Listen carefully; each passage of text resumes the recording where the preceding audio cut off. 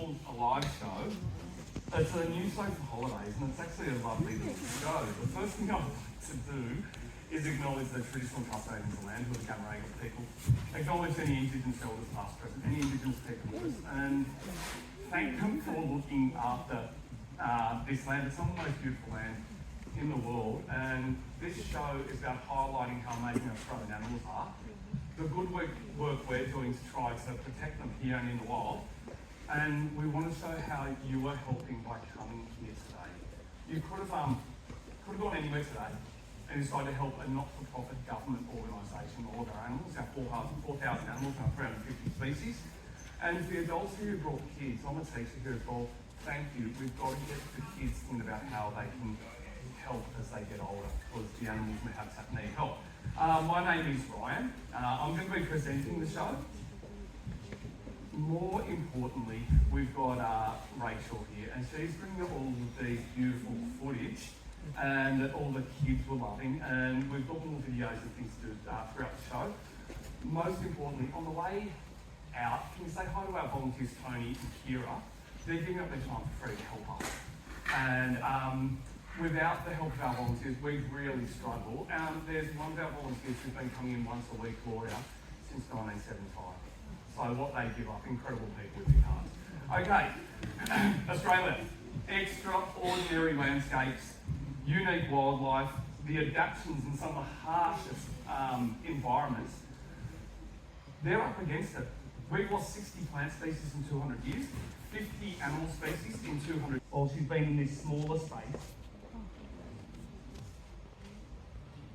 This is Edna. I love echidnas.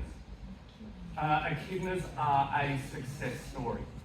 So I'm going to bring her around so you can have a look. As I've got her out, we're just asking you to stay seated during the show. I don't want to fall over with an animal. And if your little one has a little bit of a moment, just take them outside. A lot of noise stresses the animal when kids do scream. Okay, so this is a success story. There's twice as many kangaroos as people in Australia. This is our most widespread mammal. If you go to any state, any territory, rainforest, coast, desert, snow, you'll find echidnas. They're all about defence. I'm talking about all of our monitoring species. So these are egg-laying mammals. So these and the platypus. If you go to our nocturnal house, we have short-beaked echidnas found in Australia and New Guinea. We have platypus, only found in Australia. And we have the only long-beaked echidna in a zoo outside of New Guinea in the world. It's the only place in the world you can see the three monitoring species. Please go down there. Platypus are our state mammal. That's why it's our symbol. So please go down. We've got a rescue called Tilly down there. When she was young, she came through this platypus through our hospital with over 100 ticks on her. The vets got them off. The vet nurse herself, she's a fighter and she lives with us now. So please go down and see them. I love monitoring. They're my favourite animals, favourite species.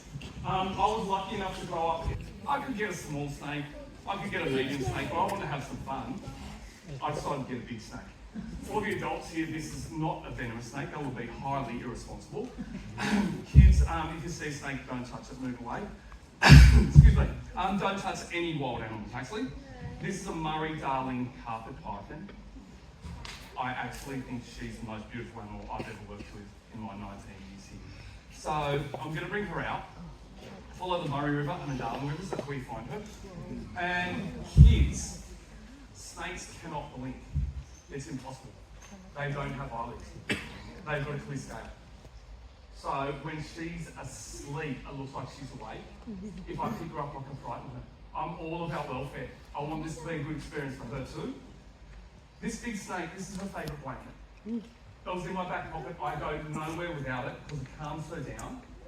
I'm going to touch her. And when she was little, we've trained her. This means, hey, wake up, we don't want to frighten you. And it means you're not going to bed. You're not going to go to get fed. You're going to meet people. So I'll bring her out. She's on her favourite cow. We found her a favourite cow. And there you go, she's awake, so that's good. I won't frighten her. This is the most important part. I don't want to bend her. I don't want to twist her. If we handle her incorrectly, snakes get arthritis. It's going to be excruciating.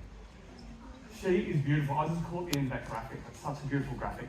I'm going to put her on camera, so give Rachel a couple of seconds. It's never easy getting a camera focused on a moving animal. Look at her little tongue coming out smelling in two directions at once. Look at her beautiful skin. She lost her skin a couple of days ago. That's why she's shining. And also, when I put her on camera, have a look in her jaw. There's holes. They're called heat pits, and I'll tell you about them. So here we go. We got a happy little echidna down there. Okay, so this is not easy. Give Rach a bit of time. Those heat pits, she'll hunt of a night. She can't see that well. She can smell very well though, but she senses heat through those heat pits. So what she'll do is she'll sense, say in a dark cave, movement of a warm creature a long way away. It's getting closer, closer, closer. She can sense it through those holes in the jaw. It's a microbat. She can grab it without seeing it. She is such a beautiful animal. She's got a lovely nature. She's stunning to look at. She's slow and she's deliberate, and she loves people. She's actually saying to me here, hey, why are you holding me here? I want to be close to the crowd. So I'm going to bring her around. Well done, Rach. That was, I could tell that was good footage.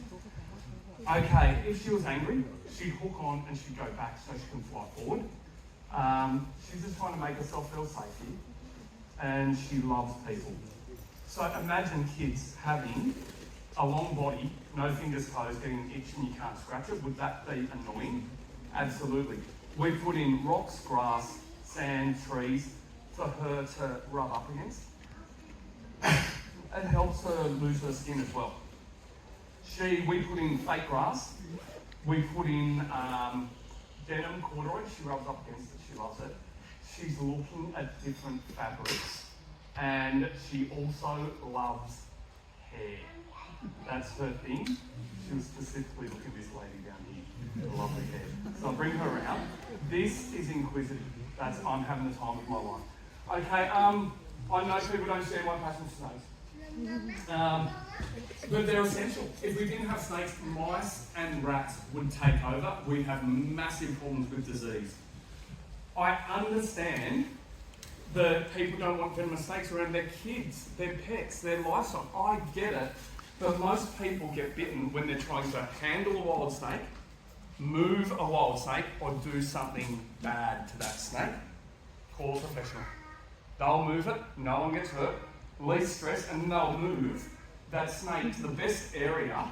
The fabric with this gentleman's shirt. And your glasses. Here's checking out your glasses. They'll move that snake to an area that is perfect for that snake to continue catching mice and rats. She's such a beautiful creature.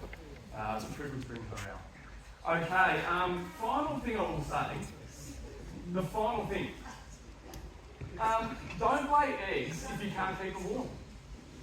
A chicken lays eggs, a bird, they've got fat, they're warm-blooded, they've got feathers, they sit in the eggs, they're warm, they hatch, and everyone knows that, kids.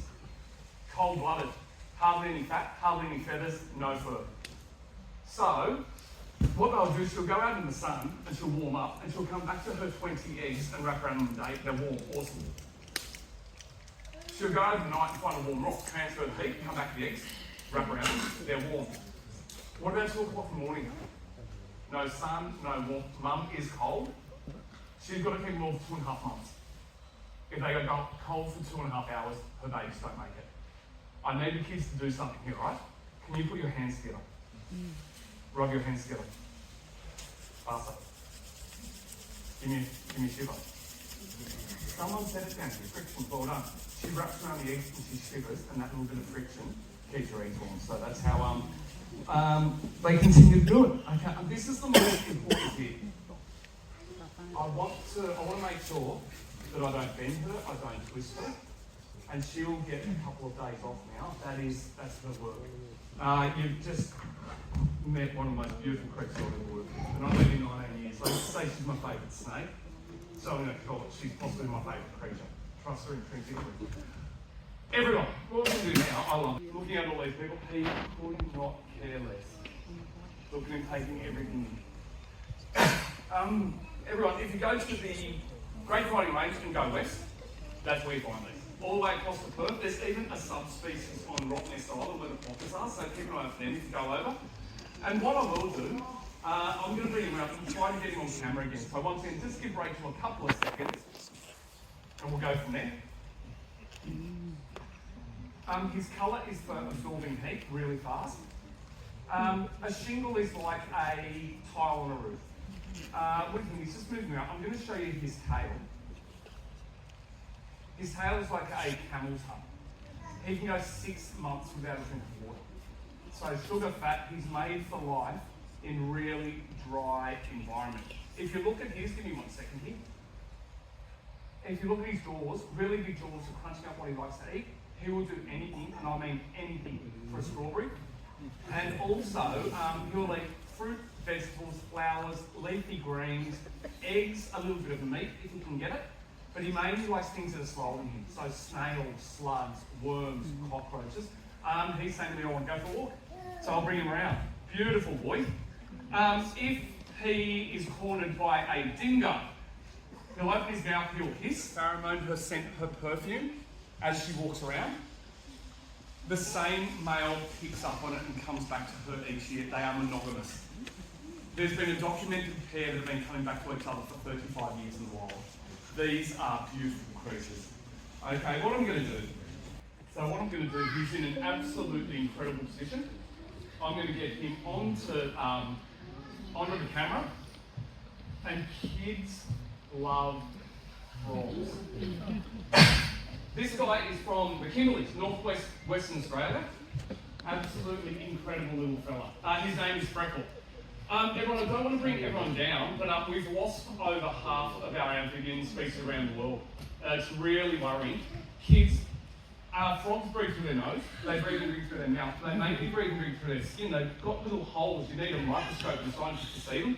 When they're swimming, they're breathing and drinking, they are like a sponge. But if there's pollutants and chemicals goes into what, it makes them sick.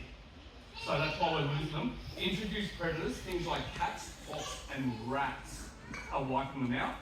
And then on top of that, the final one, there's a fungus called chytrid fungus. We don't know where it's come from, but it's here in our waterways. The frogs breathe and drink it in. It hardens their skin, they can't breathe, they don't have a chance. Please, I like to hope, go down to our amphibian and reptile conservation centre if you haven't been already. They have saved 7 amphibian reptile species. The corroboree frogs got down, little yellow and black ones got down to 6 calling males. They're releasing hundreds at a time back in a safe environment. Boron frogs, spotted bell frogs, the Fijian crested iguana. It's amazing. Those poor little shinglebacks, just to go back into it, their tail and their fat storage, they're targeted because they survived the journey overseas when they're taken illegally. What we were doing is, when people say we didn't take it for a while, we knew they'd taken it for a while, we couldn't prove it.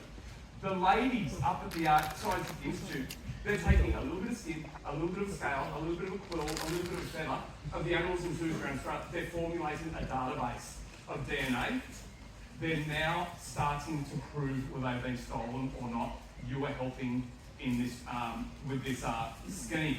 Everyone, what we will do, we will finish up here. Kids, I'm going to bring the animals out once again. So come up, just stay behind the line. If you have a question, please ask the question. Just give it 2 seconds.